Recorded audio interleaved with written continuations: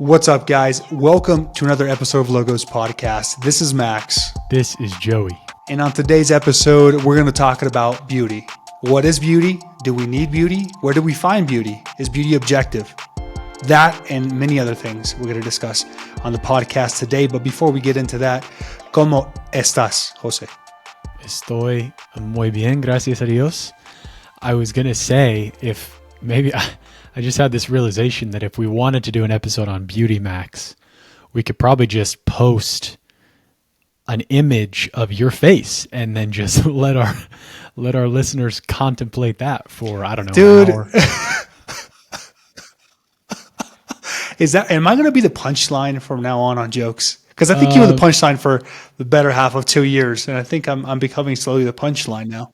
I think I'm just taking advantage of a few moments where I can get some revenge. I think I'm destined to be the punchline on most of the jokes that take place on Logos Podcast, but thanks for letting me get a few in while I can. No, I'm doing good. Yeah, things are good here at the parish that I'm at. It's been a very peaceful summer so far. I'm enjoying my time with the priest that I'm living with and the people I'm getting to meet. So, yeah, life is good. How are you doing? I'm doing good. As some of our listeners probably know, I've been having some health issues over the last week and a half or so. And I think today is the best I've felt in probably 7 or 8 days. And so glory to God for that. Wow. And I was able to have a cup of hot chocolate. Chocolate abuelitas, if you know what we're talking about. Today I was able to savor one and just rejoice in that. So God is good. And yeah, man. So I'm doing good. Thanks be to God. My classes were good this morning. They were fascinating. We talked about music, culture, interestingly enough, and the history of Mexico. And so we'll probably dive into some of those examples given today in class. But anyways, yeah, man, things are chilling.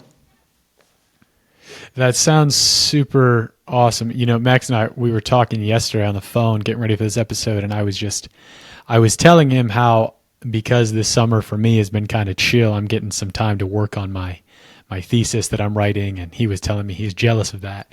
And then I was like, bro, you're in Mexico drinking hot chocolate, taking philosophy and history classes in Spanish. So, I mean, I'm super jealous of your life, is what I'm trying to say. So I'm glad you're feeling better though. That's really good. Well, don't be too jealous because you might go to hell if you keep that up. So just be careful, you know? Yeah. All right. Fair enough. I will say just briefly to those who are new to Logos Podcast, welcome. We're glad you're listening to us. Max and I are seminarians, so that's why we're wearing these collars, and that's we're studying to be Catholic priests. So this show is about revealing the truth and beauty and goodness of the intellectual and spiritual tradition of the Catholic Church. So we're glad you're here. Speaking of the beauty of the spiritual and intellectual tradition of the Catholic Church, that's what we're going to be talking about today. So, Max, why are we talking about beauty?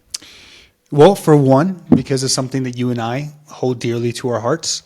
Just a topic of beauty in general, right? So like we have the study of beauty, which is formally called aesthetics, right? That's like the science or the study of beauty, which you and I, again, we take serious and we enjoy. But also, I think just in general, we see a kind of attack on beauty maybe in the world. But we also think beauty is powerful, and we believe in its beauty to save, which we'll talk about today as well. But I think the topic itself today was motivated in large part due to an article that you and I both read about beauty. And so, yeah, so anyways, that's some of the motivation. Yeah, so we'll have to probably link that article to the description of this video. It was for sure an article written, and it was called, I actually don't have the author's name on me right now, but it was called Beauty, a Necessity or a Luxury. And the argument of the article, and therefore the inspiration for this episode, is that we need beauty. That beauty is not something that's just kind of like added on to our lives on the side if we have time for it. It's actually essential to living a human life, living a fully human life. And we want to kind of talk about in this episode why exactly that is, and why that's so important. So I guess maybe we should start as we often do, by defining beauty. So we're going to be talking about beauty. We're going to be talking about why it's necessary. And this is something we've talked about on Logos podcast before, but let's talk about first, what is beauty? I think when we're talking about beauty, it's important to keep in mind here, where we're going to talk about kind of a phenomenological approach, kind of experiential approach to beauty, as well as a kind of a more metaphysical approach to beauty. And that's to say there are more kind of things that are essential or natural to beauty. And then there are things that are kind of experiential, more subjected, right, to the person, if you will. Could I just briefly translate that into normal people language? You used the word well. Subjective. So beauty, we'll talk about the subjective dimension of beauty, like how do we experience it as people, as subjects, and we'll talk about the objective elements of beauty, like what are the things that objectively in the world actually make something beautiful, regardless of whether or not I subjectively perceive or think that. So, Max, you want to go ahead and now proceed? Yes, I will now proceed. Thank you. So for this definition, we're obviously going to turn to our boy here, St. Thomas Aquinas, Prima Secundae, question 27, article 1, if you want to reference. And he defines beauty as that which gives pleasure when seen, right? When seen. And I put seen in quotations here because seen, oftentimes we can think about it as a merely sensual act, right? Something we engage in when using our eyes, right? Or in the sense of seeing. But here Aquinas is actually talking, yes, in that sense, in a kind of physical, biological way, to see something and see it as pleasurable, but also kind of this seeing with the eyes of the soul.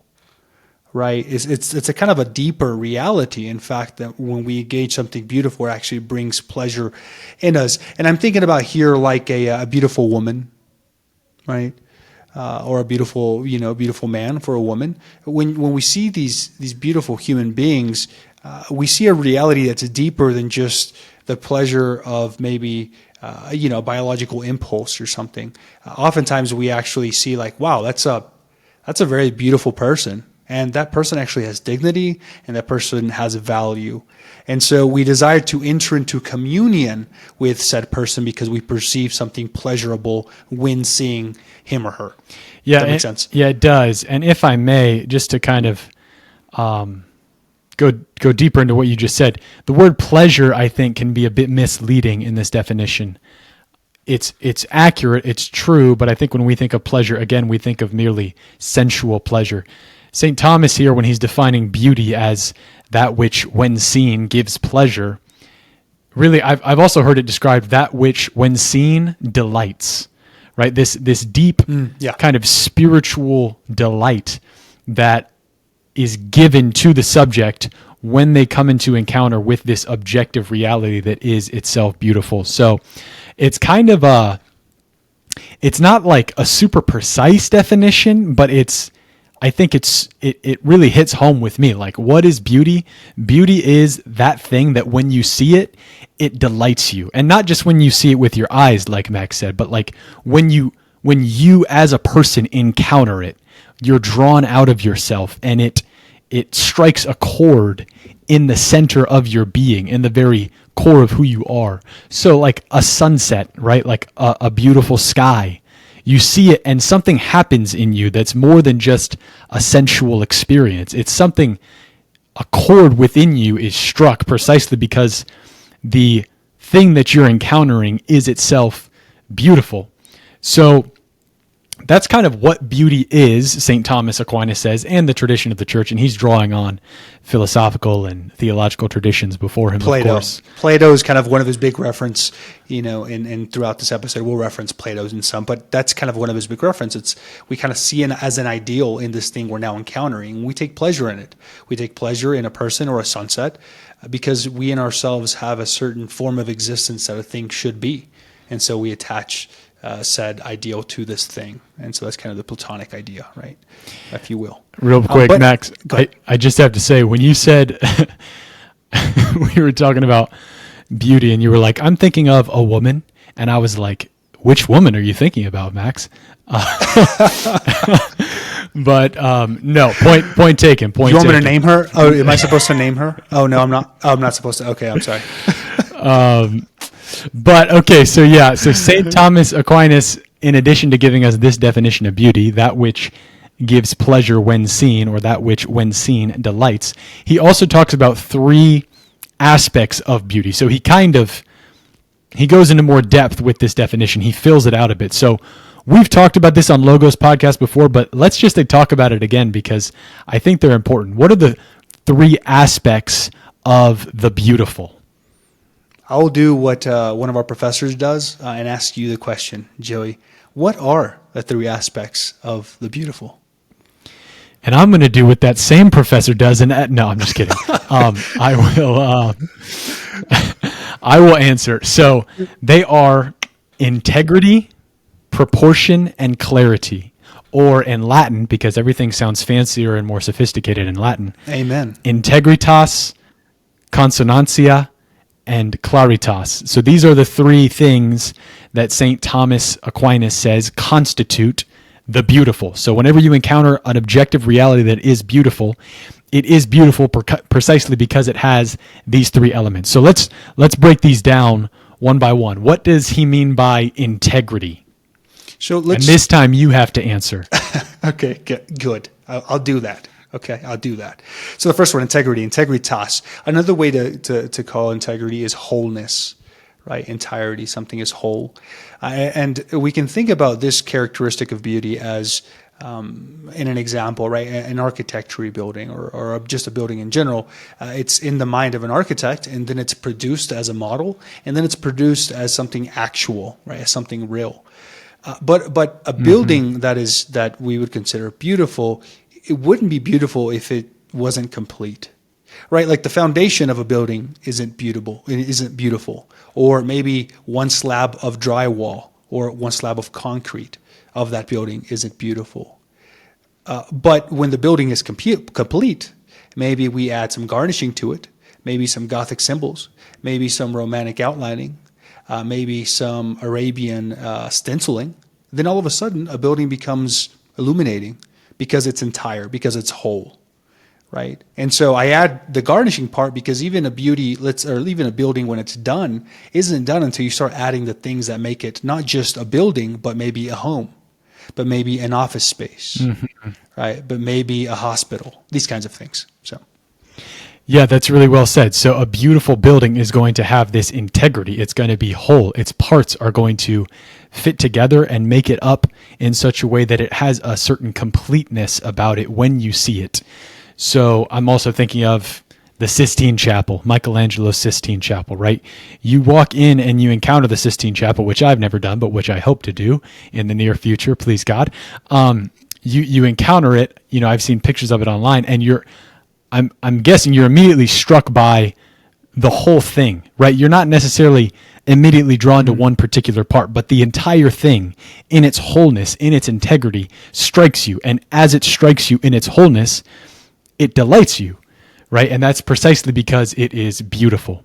So that is the first aspect of beauty, integrity. The second one is proportion, right? So this is a certain harmony between the parts and the whole, right? So the parts fit together in such a way, they are organized and harmonized amongst themselves in such a way that they are proportionate and therefore beautiful.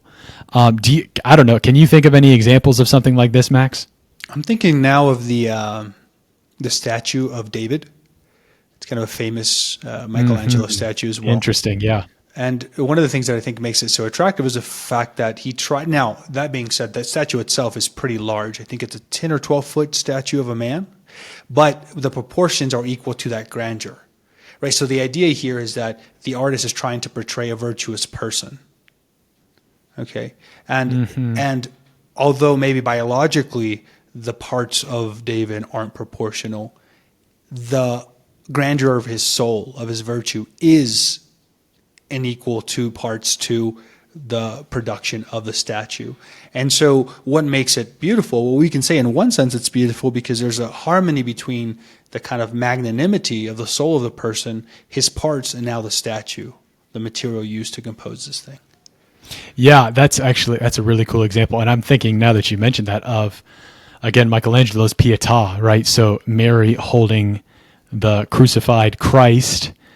If you actually look at that, it's not anatomically proportional. Like Mary is huge. Her legs are like she would have to be like 15 feet tall to be holding Jesus in the way that she is in that statue. But when you see it initially, and as you examine it, you actually don't even notice that there's this proportion between the different parts of the statue that harmonize when they go together in such a way that when you encounter it, actually what you're drawn into, I think similarly, like you said, Max, is the beauty, the magnanimity of Mary's soul, of her motherly love.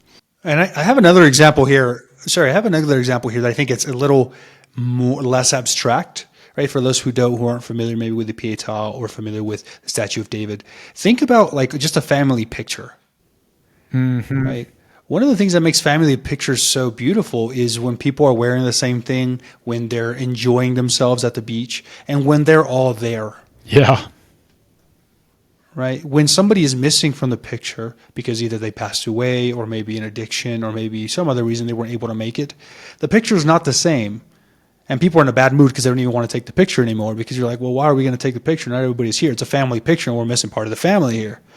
Right? What makes it beautiful is the fact that all the parts are coming together to make this thing we call a family and we idealize as our own. That's a great example. And it's something we hold dearly to ourselves. So anyways. Yeah, that's a great example. So okay, good. So beauty, what makes something beautiful? It's that which when seen delights, and some of the reasons that a beautiful thing delights is because it has one, integrity. Number two, it has proportion. Number three, the third one is, well, Max, would you tell us what the third one is? Clarity, right? Or in Latin, claritas, because we about that life, right? You can also call it radiance, right? Or truth. Clarity. What does clarity do, right? It tells us, it kind of gives us a gaze into something more clearly. It helps us recognize something. It gives us knowledge about the thing encountered. Thinking about like maybe the beauty of a grandmother, right? Maybe we're attracted to her cooking. Maybe we're attracted to the way that she treats people. And it's actually in the way that we're attracted to her cooking or to the way that she treats people, they were actually able to know more about her. Yeah.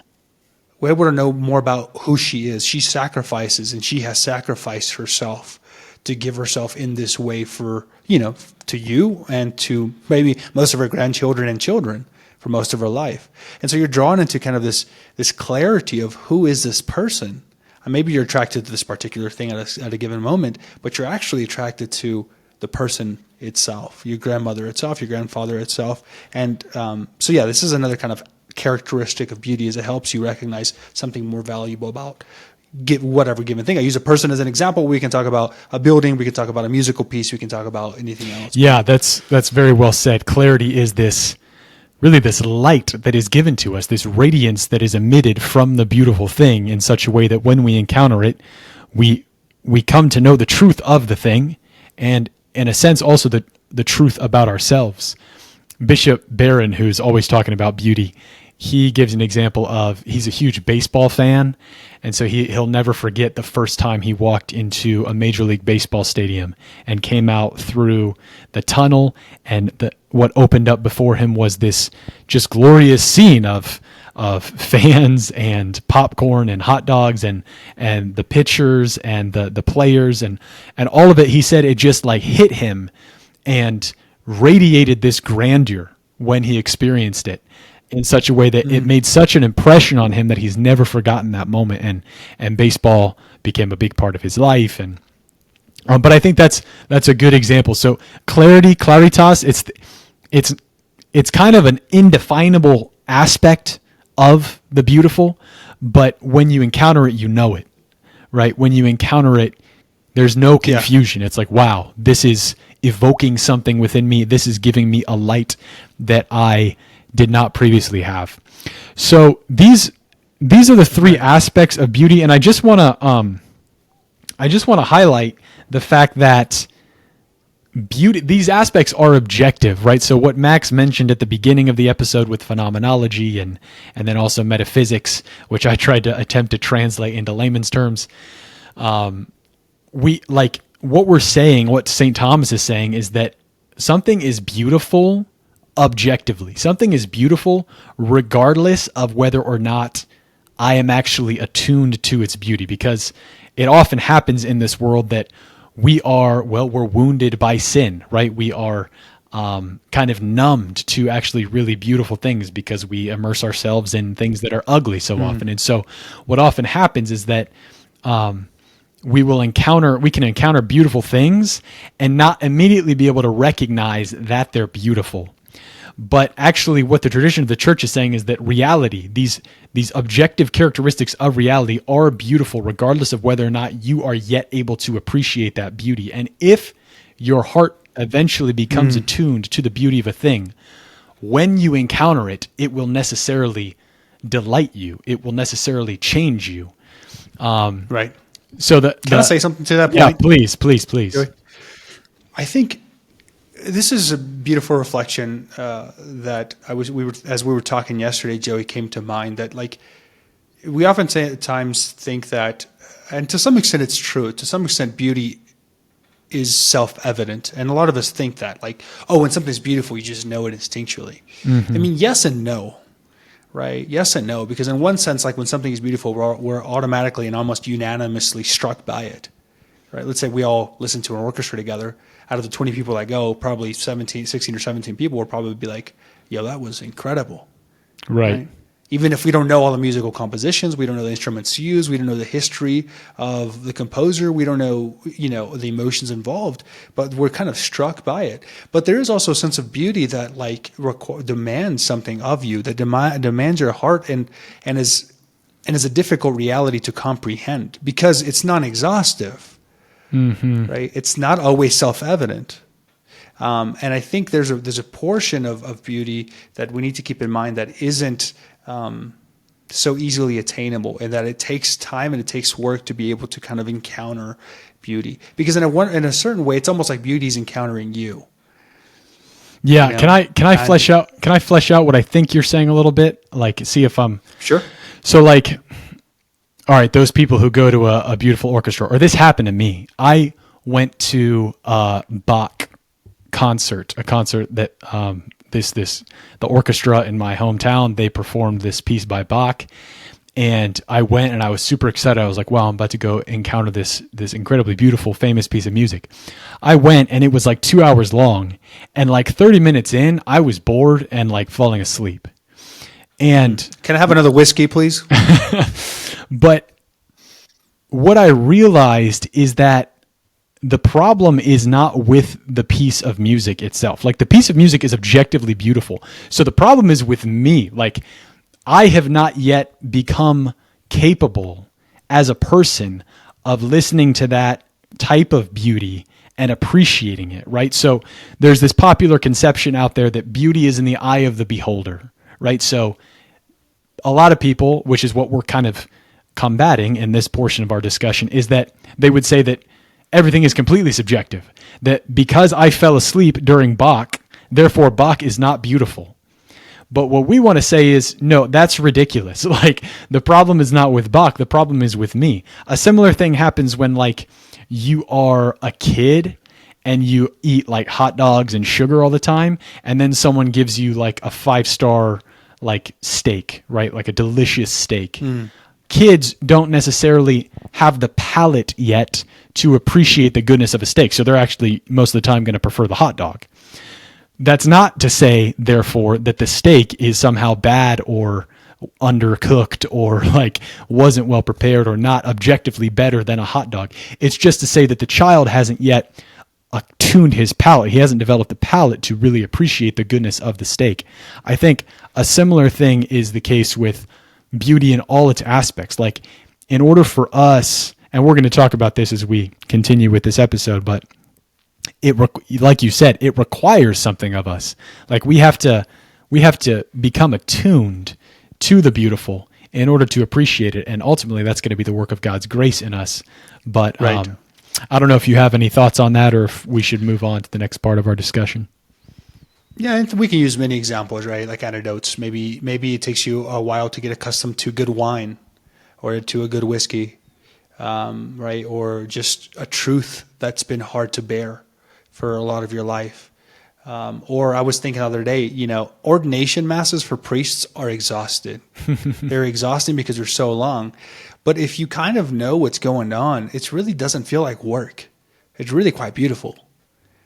But it takes a long time to come to grips with that, right? And I think it's one of the reasons why a kid has a natural apprehension, and many adults even have a natural apprehension towards going to church, just because they just don't recognize the beauty that is demanded of you to understand at this particular moment. And that's not to say that there's not beauty in the hot dog. That's not to say there's not beauty in the mocha. There's not to say there's not beauty in the cheap wine. Yeah, but well oftentimes, said. if you're having cheap wine, for example, it's because you're delighting in the beauty of community, in the beauty of friendship. So there's not like beauty is completely absent, but maybe the particular thing that is beautiful is not the wine, right? Or the particularly beautiful thing is not particular. Maybe it's something else you're placing your emphasis on. I did want to talk about another characteristic important to beauty and unique to beauty before we kind of move on into the second kind of portion of our conversation. And that is that, and we maybe should have said this at the outset, but beauty is a transcendental. But we've mentioned it before in many of our episodes, right? Beauty is a transcendental. What are the three transcendentals? Goodness, truth, and beauty. What do we mean by transcendentals? Well, we mean that everything in existence has these three elements, right? If it exists, it's good, right? If it exists, it's true. And if it exists to some extent, it's beautiful. Right. These are the three aspects. They're the transcendental aspects of being. So anything that exists, insofar as it exists, insofar as it has being, is true, is good, and is ultimately beautiful. If you want to learn more about that, go back and listen to our episodes on metaphysics, because that's gonna be hard to summarize in a few minutes. But that's the essence of it. Right. But let's break these down very summatively, and then we'll get to beauty. So truth, right? Truth deals with the intellect, right? We want to know truth. So truth is the first one. It has to deal with the mind, the capacity to know. Goodness deals with the will. We desire a thing because it's good. We desire something, right? And that's the action of the will. So intellect has to do with the mind, or truth has to deal with the intellect. And then goodness has to deal with the will. We desire a thing.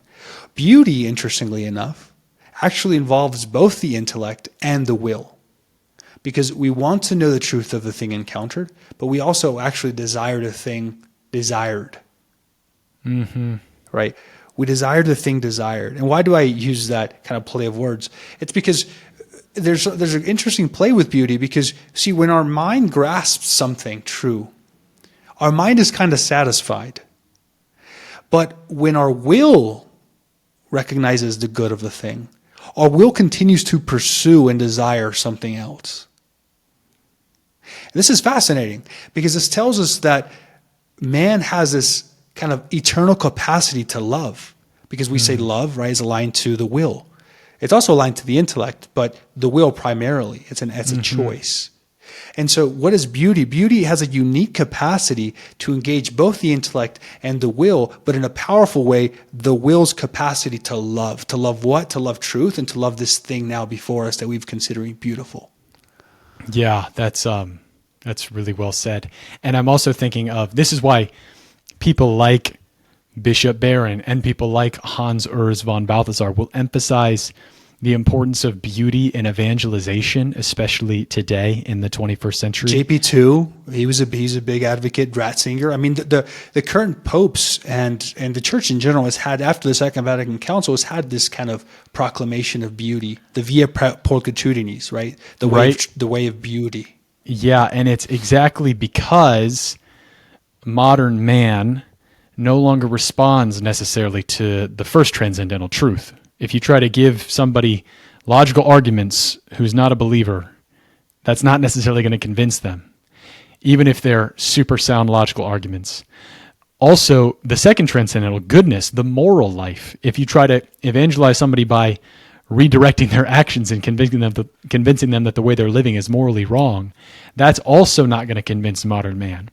But what does have the potential to convince modern man, to bring him into a relationship with God, is by captivating him with the beautiful, with that thing that when he encounters it, not in a rational way, not in a logical, demonstrative way, but in a way that strikes to the core of who he is, it attracts him and it delights him and it draws him towards Right. it.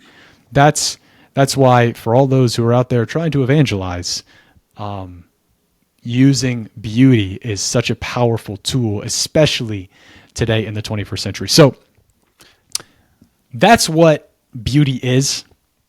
It's that which when seen delights. It is that which is made up of integrity, proportion, and clarity.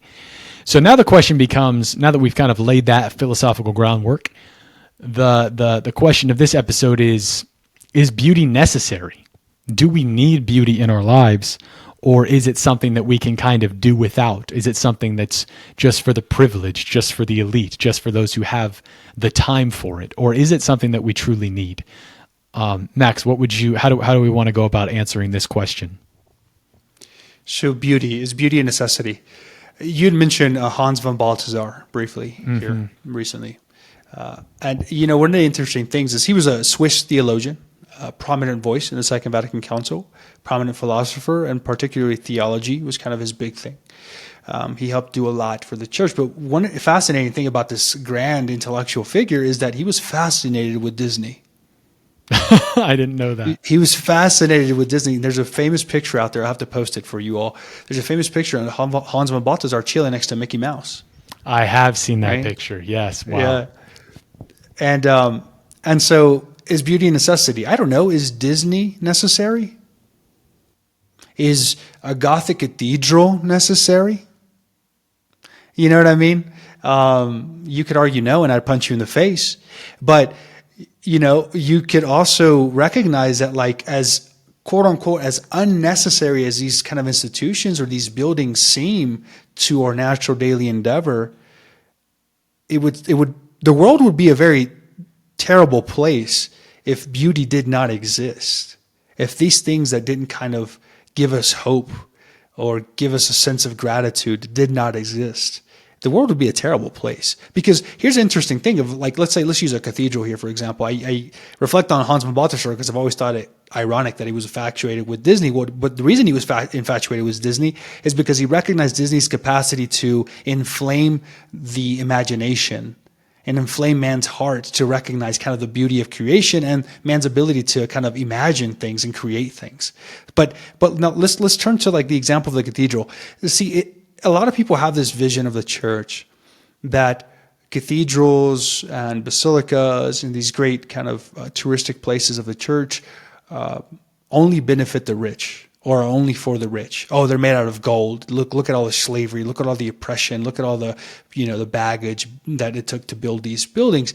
But and the argument is made they're not only built off of the back of slaves and using all this gold. Why don't we burn down this gold instead? Many argue. Why don't we take down this wood? Why don't we take down this gold and silver and let's burn it, or let's melt it and let's sell it and give the money to the poor? Yeah. Where have we heard that example before, Joey? I'm not sure.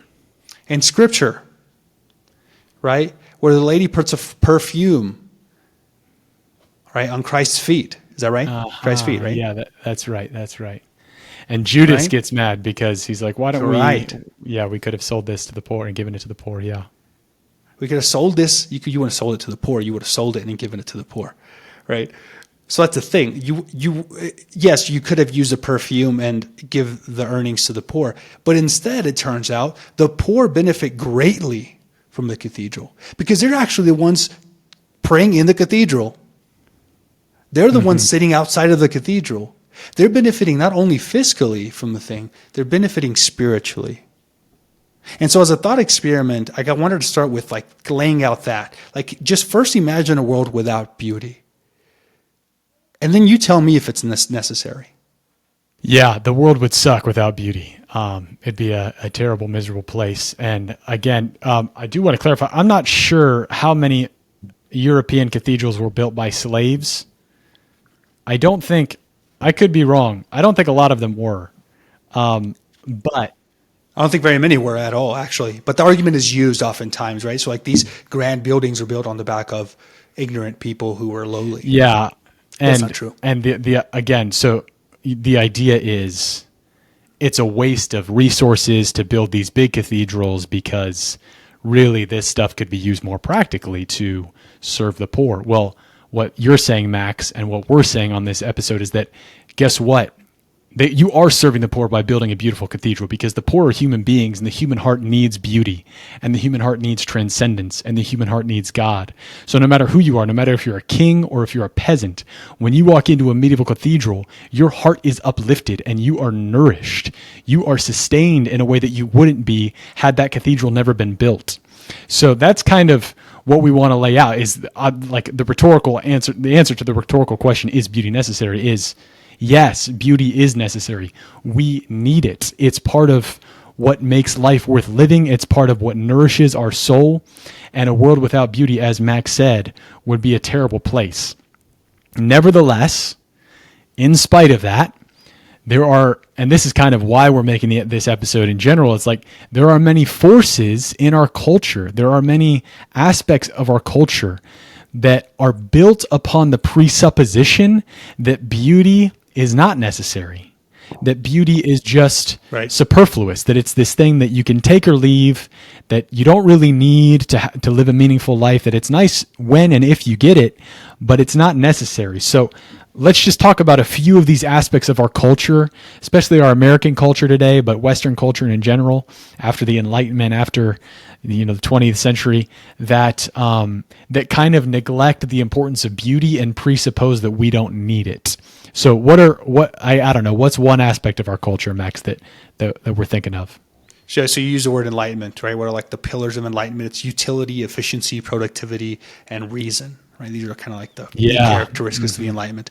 Where do we see this? One of the areas I think we see this prominently, and maybe not apparently so, but it's the education system in which we live. I mean, Joey, you and I both went to public schools, right? Mm-hmm. And what was emphasized in our education, and I would dare say most people's education, was actually the servile arts. Right? Think about engineering, right? Maybe medicine, right? Law school, maybe. Although law school would maybe fall into more of what is being attacked is the liberal arts, right? So oftentimes the emphasis is placed in the servile arts and disregarded are the liberal arts. And so you have kind of art class as a joke, music class as a joke, with rundown material, with poor resources in a terrible classroom, and maybe a very good teacher who cares about her students, but not the resources to actually make this particular subject matter of relevance. Because the emphasis, I think, is placed on engineering, on the computations, on productivity, on utility, on efficiency, on architecture. And not that those things are bad, right? I guess what we're not trying to say is that those things are bad. But when the emphasis is placed on those things, then you're undermining, to a certain extent, man's desire for beauty, which is expressed through culture, which is expressed through art, through music, through games. Yeah. So the entire American educational system was founded literally. I believe John Dewey, right, is the pragmatist who is kind of the intellect behind our American educational system.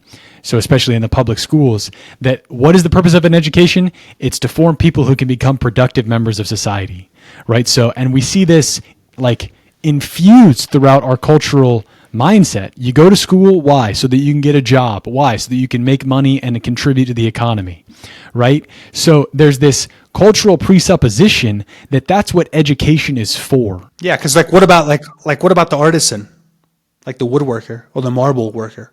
Like these things, you don't hear that spoken about at all.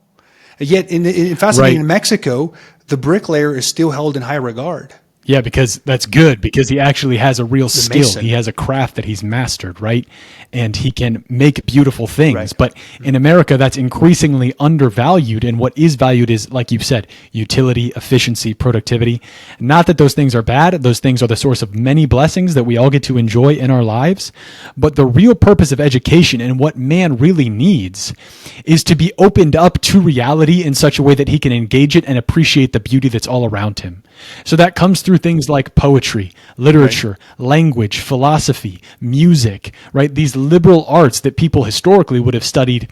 And, philosophy used to be seen as the height of the education system. Why? Because when you studied philosophy, if you had made it through the other liberal arts and reached the stage where you could study philosophy, you could become a lover of wisdom. You could become someone who contemplates reality and reflects upon it and is open to it and can experience it fully and be moved by it, right? And this is... You could become a PhD. That's the thing. You could become a PhD, a philosophy in doctor, or as a doctor of philosophy. Exactly. That's the thing. So, and this is now absent from our culture because our culture increasingly is seeing beauty as something, again, that is not necessary, but as something that is optional, something that's added on to what is really important, which is utility, right? Productivity. And it's funny, Max, I just had this thought right now. I'm thinking I went to public high school, and there were some teachers who tried to introduce their students into a more liberal arts kind of education. But when they did it, I don't know if you can speak to this in your own experience, but I'm thinking right now, when they did it, they went to kind of the opposite extreme of going to, okay, beauty is completely subjective, right? So we don't want to introduce you to God because we can't do that in a public school. We don't want to try to introduce you to objective truth and objective beauty out there in the world. We just want you to kind of, in rebellion against this hyper utility, hyper practical mindset, we just want you to experience your subjectivity as radically as you can and as energetically as you can. And so that's why I was always like, okay, it's not that, but it's also not what these, liberal, humanities teachers are selling me necessarily. It's like, there's something in the middle. There's something that's actually true. And that's real beauty. So, right. Okay, so the next part, we'll go down the list. We won't dwell on each of these as long as we just dwelt on the education system. We're just really passionate about that. But architecture, right? So that's another aspect of our culture that has forgotten the importance of beauty. Do you want to say something about architecture? Right now I'm studying in Mexico. And Mexico is a fascinating place because it's the fourth largest city in the world. So I'm in Mexico City proper, right? I'm in a suburb attached to the city here. And, Mexico is known for being a place of the new architectures. I don't know if you know that, Joey. But Mexico is kind of the place where a lot of the new architectures here in Brazil are where they launched off. And so here in Mexico, 1 minute you'll be in a cathedral built in the 17th century, 16th century, and the next minute you'll be in the largest modern tower in Mexico City. And there's this clear contrast between the two. And I think one architecture style focuses on utility, on efficiency, on productivity, by the way that they even build the walls, by the way that they frame the steel, by the way that they teal the colors, right? All these things you begin to see, and that's the argument used by the architects oftentimes. Not the architects, but the architects are oftentimes arguing, well, we're trying to make this place a place of utility, a place of efficiency. We don't need all the Baroque. We don't need all the gold trimming. We don't need the fine woods. We don't need to remove the oak and the amber. To some extent, right, you don't need all of that. And I'm not advocating for every church being Baroque, for example, or every building having some level of Gothic structure. But what I am saying is that not everything is focused on utility. And that's the thing with beauty. Right? Beauty is not something that's just made for efficiency. It's made for efficaciousness, but that's not limited to the physical. Yeah, that's so true. It's not limited to the physical. That's true. I mean, we build so many, and I'm sure there are some architects out there who would have some beef with what I'm saying right now. But from my perspective, so many of our buildings, especially in America, are purely functional, and they're not necessarily built to last like a medieval cathedral would have been. They're just built to, satisfy an immediate practical need. We need a space, and we're going to build this box in order for people to do stuff in it. Right. I guarantee in 10 years, mark my words, Joey, in the next 10 years, there'll be a new model of a Wendy's or a Taco Bell or a McDonald's. I guarantee it, because they're fluctuating by the architecture of the age. They don't care about kind of an everlasting or the demand of a being or artisanship in their buildings. They're there for complete convenience and to make money. That's their kind of motive. And when you see a human being building, like doing, like engaging in architecture, that's actually, it's funny. That's actually one of the most impressive things human beings can do. When you build a building, you're imitating God so profoundly because you're building a small little world. You're taking creation and you're ordering it and you're making a place where people might dwell, which is precisely what God did when he created the universe. And in the high Middle Ages, for example, when people built cathedrals, when people built buildings, they had a sense of the fact that they were participating in the very creative activity of God, that God had given their minds the ability to order creation similarly to how he did and construct it in such a way that it is beautiful, in such a way that it gives glory to him and provides, for practical needs as well. And so when they built cathedrals, they attempted to make them as beautiful and as glorious as possible, precisely for that reason. And, we just don't have that sense today, I think. I think, again, our culture is telling us that you don't have to worry about glorifying God, because ultimately our culture is telling us that God, like beauty, is just optional. He's this private thing that some people have, but what is most important for all of us is getting stuff done. Right. And we can keep going here, but just like as a last note on my behalf, it's to going back to the idea of the cathedral. It also requires commitment to build beautiful things. Yes. Right. It requires a level of sacrifice to, I don't know, we were talking about Bach earlier, to make a musical piece to that gravity. It takes a long time. Thinking about a Fra Angelico painting, one of which took him 20 years. And to us, it's probably like, okay, looks pretty simple. Yeah, but to him it didn't. And now after time of pondering it myself, I'm able to appreciate it more and more. Right? Many countless examples. But just to recognize that like a culture doesn't like for us to commit to things. We live in a very much a leasing culture that attacks the idea of commitment or demand or sacrifice, particularly for things that don't benefit us immediately. And so I think that's another area we see. Yes. So where do we see these kind of Enlightenment principles or these kind of utilitarian principles? One is education, as we mentioned. One is architecture. Another one that I'd noticed, and I'd mentioned to Joey, was advertisement. We don't have to dwell on this too long, but I'd studied marketing and some computer science before I entered seminary. And a lot of our classes were surrounded by kind of hyper psychology, psychologizing human activity, human behavior, human impulse.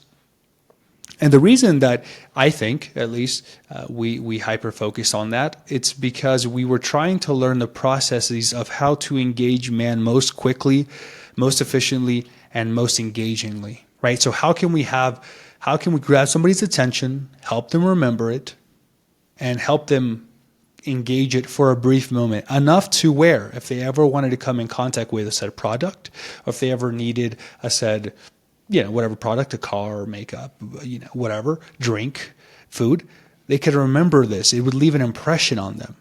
But the whole idea with that sect of advertisement and marketing wasn't actually to impress something beautiful or something kind of spiritually illuminating in the person. It was simply to gauge their animalistic behaviors. Their impulses, seeking utility and to ultimately to use for profit. Yeah, I mean, and what happens so often is that people use flashy images and pictures and sounds and noises to get people's attention. But precisely in that process that they're using to make a profit, they're also at the same time numbing people's ability to appreciate true beauty.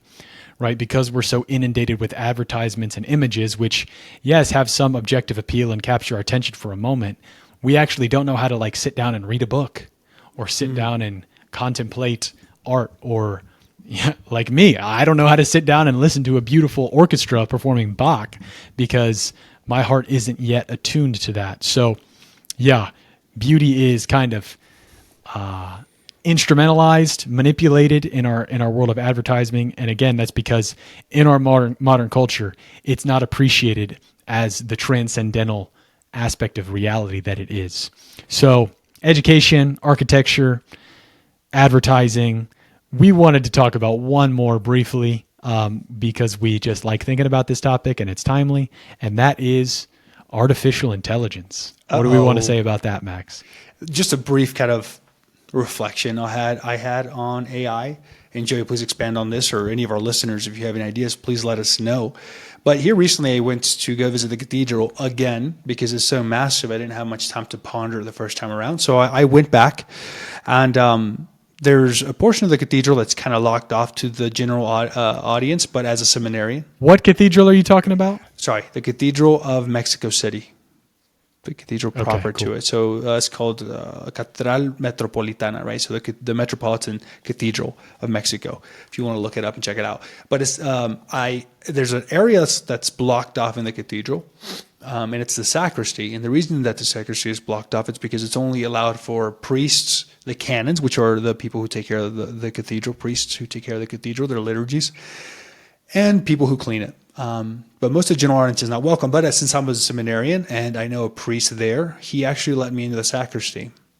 And as I was pondering the sacristy, I remember from our first tour, one of the lady giving us a tour, she had pointed out to the fact that during the Mexican Revolution in 1910 against the church, there was a kind of a Marxist, communist sort of revolution, or how could I say, a division against the church, an attack on the church, a desire for independency, if you will, of the regions of some of Mexico. But during these altercations, one of the ways that the government would attack the church was to attack its paintings. Okay. And when I was in the sacristy, one of the ladies pointed out that there's a painting of Our Blessed Mother that they particularly were seeking. And they couldn't get a hold of it. The revolutionaries could not get a hold of it. Why? Because the original painting was sent to Rome. I believe Rome, maybe Paris, but I think it was Rome. Why? So that the revolutionists couldn't get a hold of it. Why was that painting so valuable? Well, that painting was so valuable because it was painted by Cristobal de Villalpando, which is one of the artists, a Spanish artist actually, who was sent to Mexico on mandate of Hernan Cortés to paint a lot of the murals in the cathedral. But what they did is the church had mandated a reproduction of that painting of Our Blessed Mother. So here we have the original painting in Rome or Paris or somewhere in Europe, and then we have now the reproduction in the cathedral. Now, this is important. Why? Because this tells us something about the value placed on the painting. The reproduction, as good as it was, and it's beautiful as it is, by the way, both of which were in the sacristy, are in the sacristy now, the reproductive and the original are in there now. They're beautiful. They're both beautiful. And for all intents and purposes, to be honest with you, Joey, I couldn't distinguish the two that much. Right? Mm-hmm. Yet, there was an emphatic value placed on the original over the other one. Now, what does this have to do with AI? The relationship that this example has to AI is, in AI, you have a massive production of images. Massive production of images, some of which are great. If you want to build a company or a marketing plan, I actually do recommend ChatGPT or any other open AI system. But the question that I have, and Joey also kind of was playing into, was the fact that just because AI produces an image, is that reproduced image beautiful or not? The example that I gave, the reproduction was not quote unquote beautiful. It wasn't what was valued. The beauty was attached to the original, which had the handprints of the original painter, of history. Whereas the reproduction did not. And yet, it's still an ancient painting. But the value was not on the reproduced, it was on the original. And so similarly, I think we're seeing an effect with AI. I know that's a long-winded story, but Joey. Yeah, I think so. We were talking about this yesterday. The question, okay, AI, it's creating images now. It can do, it can do pretty impressive things. It's going to continue to, get better at doing pretty impressive things. It's going to be able to produce art and music and maybe even screenplays for movies and stuff. The question becomes, are those things truly beautiful? Well, we would have to say, insofar as they have these three elements, integrity, proportion, and clarity, then yes, to a certain extent, they're beautiful. In the same way that reproduced image of this picture of Mary that Max encountered in the sacristy, it itself is beautiful. In fact, it was very difficult to visually distinguish it from the original. However, Max is saying, and I think I agree, that there's a reason they sent the original overseas and not the reproduced image. It's because there's something inherently more valuable about the original, precisely because it didn't come forth from a copy machine. It didn't come forth from a computer like AI. It was the result of a creative freedom. It was the result of a subject who was pouring his heart into it. And precisely because of that, even though visually it might not have had any difference from the reproduction, it itself was more beautiful and more valuable and worth protecting with more energy. Because again, there's more to beauty than just the subjective aspect. There's actually like how the piece of art came into existence, the fact that it is the result of a creative subjectivity that matters for the truth of that thing and therefore for the beauty of that thing. And so I think ultimately what we need to do in this culture that we live in that's increasingly disregarding the need for beauty and is moving in the direction of AI and is going to start to say things to us like, hey, AI can make an image better than even this artist can. So isn't the AI image more valuable? I think we would want to say no, because even if visually it looks better, even if it has these three characteristics, it doesn't come forth from someone's heart. It doesn't reveal the truth of someone's person. And I think that's going to be important, kind of having that understanding moving forward with this AI stuff. So, right. And I think as a last point here, because we still have some more to talk about, but Aquinas emphasizes the importance of the subject in regards to beauty as well. We didn't read some of his stuff on beauty, obviously, and he actually doesn't even have a whole lot on beauty. But what he does have, I think, is pretty clear, pretty succinct, at least for his argument.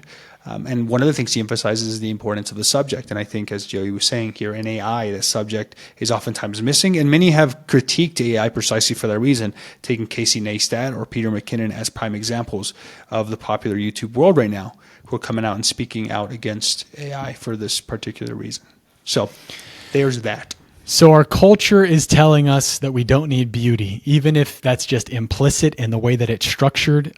It is necessarily telling us that through all these systems that we don't need beauty, that it's just something that we can maybe make time for after we get over being productive and efficient and effective. We are saying, no, we do need beauty, right? That is the thesis of this episode. That's the thesis of the article we read that inspired this episode. Beauty is necessary and beauty has the capacity to save us. And we would say that is the case for three main reasons. The first reason is that, as we've said, beauty nourishes our minds and our hearts, right? It exposes us to what is true, so it nourishes our mind, and to what is good, so it nourishes our hearts. It nourishes the whole person.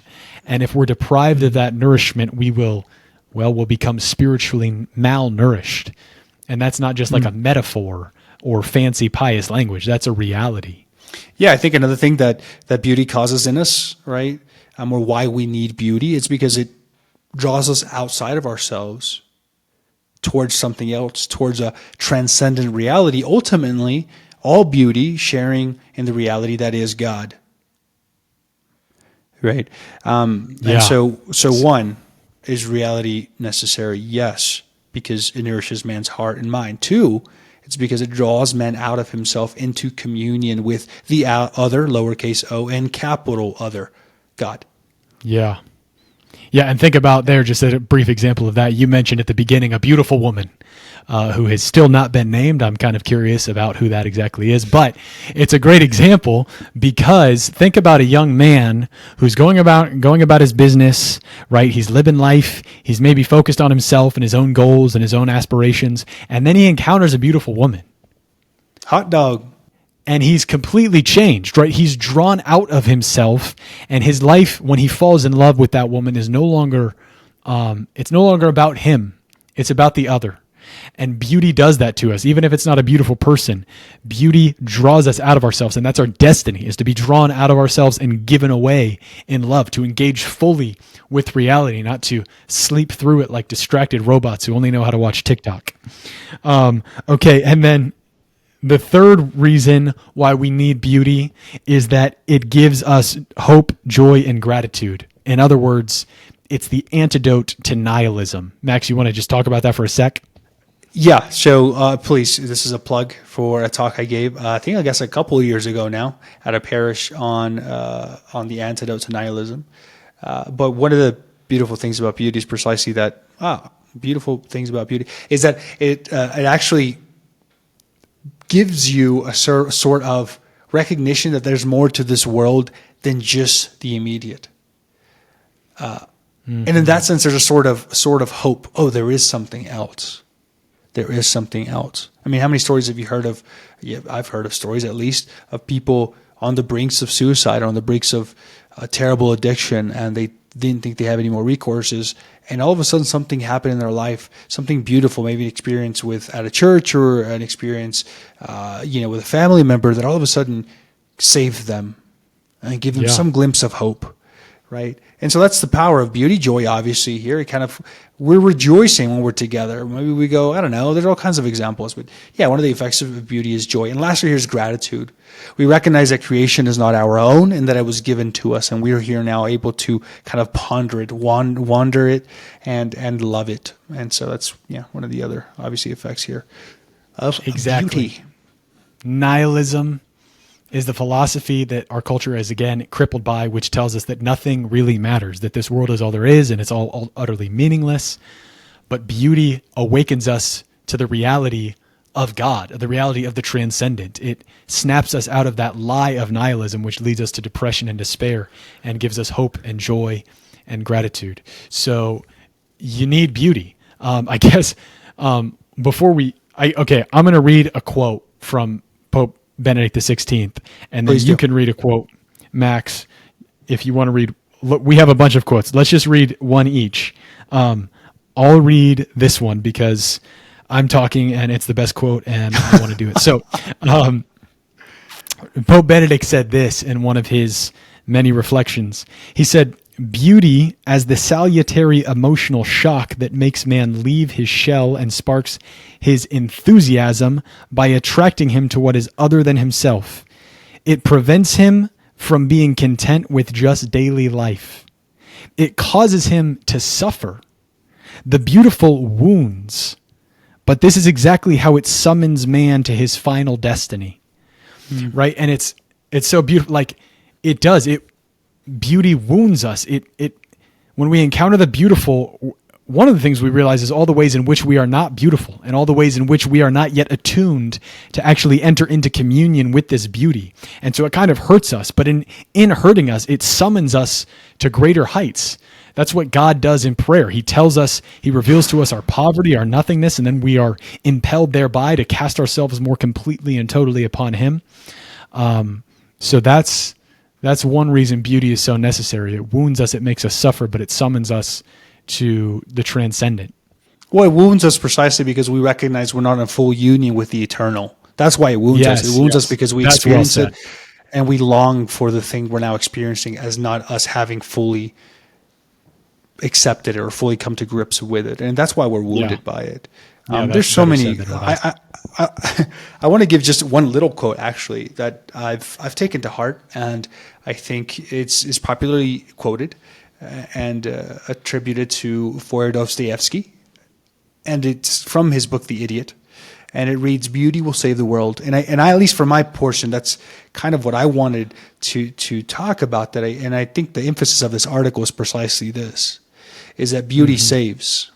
Beauty has the capacity to draw man out of himself and to actually bring him into something substantive, not something that the art teacher proposes as transactional or elementary, but as something real and as something hopeful and as something transcendent. Beauty will save the world. You'd make the slight note, but I just reaffirm what you said earlier, Joey. If you're entering into the evangelical world, into the world of evangelization, into the world of creativity, please take beauty seriously. We've had Pope John Paul II write a particular letter to artists, which I'll link down below, that you can read and refer to. But I think Dostoevsky was right, that the beauty is the way forward. And not just a sort of kind of little bitty, little kid beauty, where you're playing with little chicken nugget dinosaurs, but I'm talking like a beauty that's actually demands your being. A beauty that actually causes you to suffer because you're fighting for it.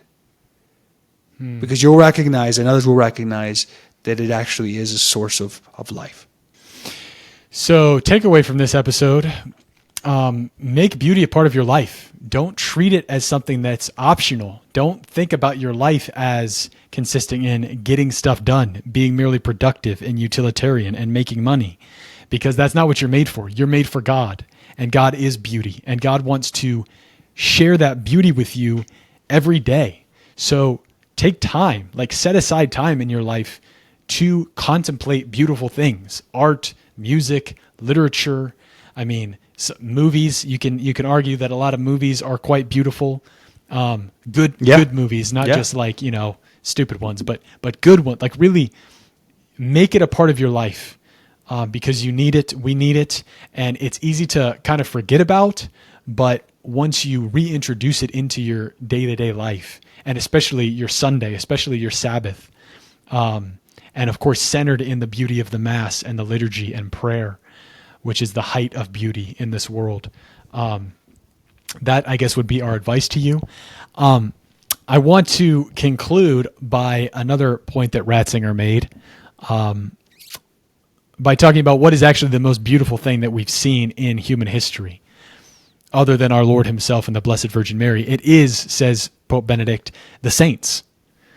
The saints are the most beautiful things that have existed. They have integrity. Their lives are wholly and entirely set on God. And because of that, they radiate beauty. They are proportional, right? All the elements of their lives, all their virtues, all the powers of their soul, their mind, their heart, their body are all perfectly integrated and ordered and harmonious in such a way that they're oriented towards the one goal of their life, which is the love of Christ and him crucified. And then they're also radiant. They're also clear. When you encounter a saint, you see the truth about God and about yourself. And that's why they're beautiful. You're made to become a saint. You're made to be that beauty in the world, in addition to enjoying the beauty that the world has to offer. So be a saint. Max, do you just want to give an example of your favorite saint? You just have to talk about him. It's not a Logos episode if you don't talk about him at least once. Okay. Actually, I could mention my favorite saint, but in regards to your particular example, Jerry, I'm going to bring up a different saint that is dear to both of us, and we've already mentioned. So not Saint Augustine. Not Saint Augustine. He is my favorite saint, one of my favorite saints at least. But actually, Pope John Paul II, Saint Pope John Paul II. Today in class, right before we left, our professor showed us a beautiful thing, a video of Pope John Paul II addressing the people of Mexico on one of his last visits before, one of his last 4, because he had 4 visits to Mexico. So on his last visit, he did something incredible. And I just shed a tear, just rejoicing and just happy at the presence of this man. Pope John Paul II said, kind of anecdotically, he goes, "The Mexican people are good at cooking." And everybody was cheering, He goes, "The Mexican people," and this is all in Spanish, all right? Keep in mind. He says, "The Mexican people are good at singing," right? And all people started shouting. And then his last thing says, he goes, "But above all, the Mexican people are good at shouting." And they all just lost it, dude. Everybody just lost it in the crowd, right? And I was just so happy because I was like, he is so right. We're so good at yelling. We're so good at that. It's just like the Mexican yell, and just like our people, we're just a subjunctive people. We're just so loud, and we exclaim and proclaim everything. And that just showed me the beauty of this person. Yeah. I was like, he knows the Mexican heart. And he's in love with the people he's serving. He's not just here trivially, politically, diplomatically. He's here because he's actually in love with the people. And he took the time to learn them and their hearts. That's a great example. So yeah, everyone, be like Pope John Paul II. Go to Mexico, eat their food, listen to them shout, but above all, be saints, because that's what beauty is. You could hear a Mexican shout right here, right now, if you want me to. No, I'm just kidding. All right, guys. That's all I have for you. Joe, any last remarks? No, that's it. That's it. All right, guys. Well, guys, thank you for tuning into this episode. Thank you for holding on dearly on this long ride. We hope you'll learn something. I personally enjoyed this episode a lot. I know Joey did too, and we've been wanting to talk about beauty for a while, and I'm glad it finally resolved itself. So, guys, thank you for tuning into this episode of Logos Podcast. We hope you learned something, and above all, we hope you grew closer to the Logos, Jesus Christ. As always, God bless.